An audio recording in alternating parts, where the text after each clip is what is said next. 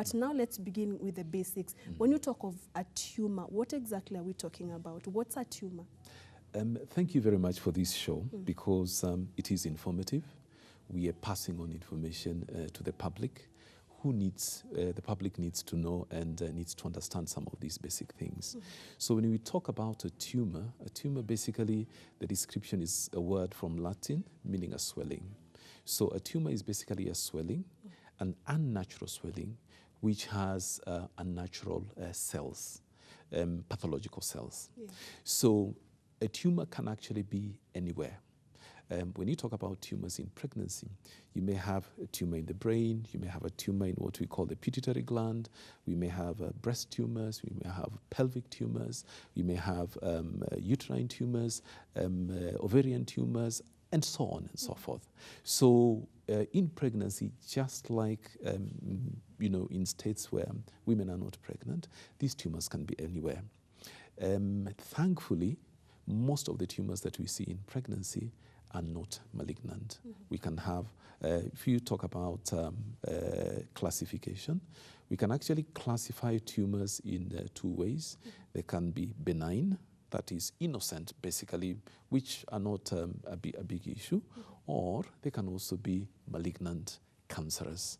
Sometimes there is also another classification where we have an in-between group, where we have pre-malignant and then we have malignant. Yeah. Now, depending again on where they are, we can also say that these are, for example, when you talk about the ovaries and the structures which are around the ovaries, we can say these are ovarian tumors, or they are adnexal tumors, or they are pelvic tumors which are found basically in the pelvis, or they are uterine tumors, and so on. So there are different types of classifications, right. but the most basic, the most straightforward one, the most practical one is benign and malignant tumors. Yeah. And let's now narrow them down to tumors and pregnancy, Yes. the ones that may be problematic to women who are pregnant. Maybe you can tell us the common ones for women during pregnancy.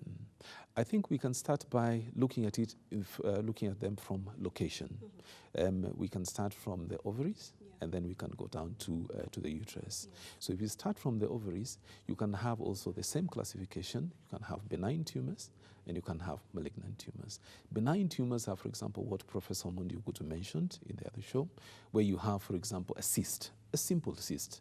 And a simple cyst basically means that where the egg came out from, that structure did not collapse completely, and it continues accumulating fluid.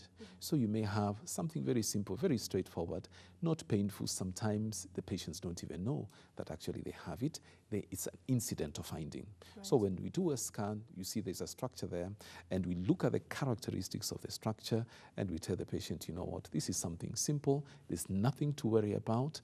We look at the size, we look at how blood is flowing through it, and we inform the patient that this is nothing to worry about. So we can have tumors at the ovaries, it's the ovary. possible. And can it affect, because we all know the ovary is a very crucial part of a human body, can it affect the fertility, and also can it interfere with the chances of one getting pregnant? Yes. Now again, it depends on what tumors they are. So like the first one which I've talked about, which is a simple tumor, a simple, straightforward incidental cyst, which we find during ultrasound scan. That one is not a problem. It can only become a problem later on if the tumor is big, and then it twists on itself, and it cuts the blood supply to the ovary. Right. And that is an emergency.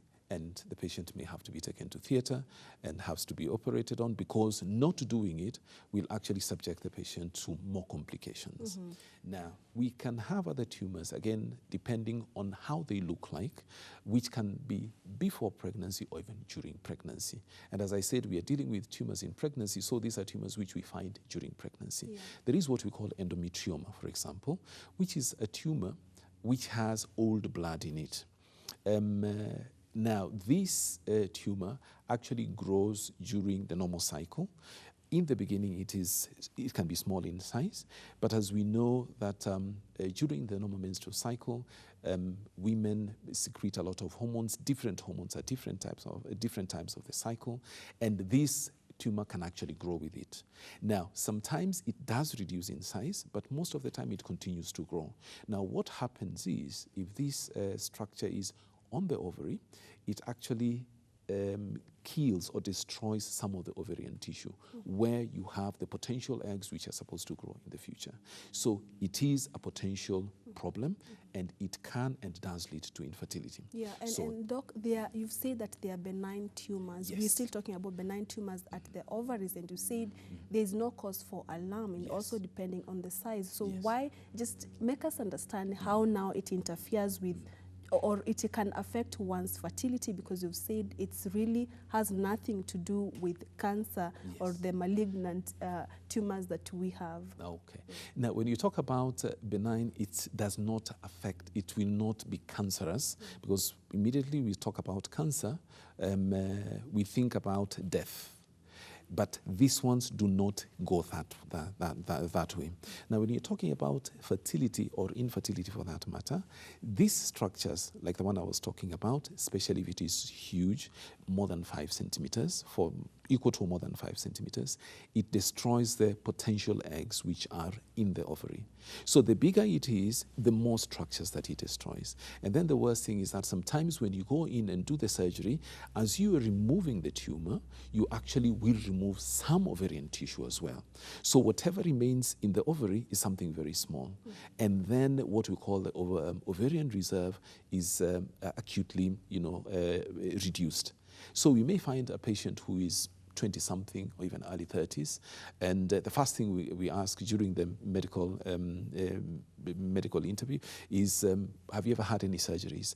Where were the surgeries done? What was done? And they tell us, I had something on my ovary done, and this what was done. This gives us an insight about what the potential issue can be, and then as I said, it affects the ovarian tissue, reduces the number of potential eggs which can be available for future use, and consequently affect fertility. Now, another thing is that when we have such a huge tumor like that, it can actually affect the tubes as well, because anatomically, if it is located on the uterus, on the ovary, it can actually squeeze, put it that way, it can squeeze the tubes, and the tubes may not be functioning the way they're supposed to be functioning. And then apart from that, as it is there, it can also affect the normal functioning by sticking onto the tubes. So you may find the tubes are not functioning the way they're supposed to function, and this actually does lead to infertility.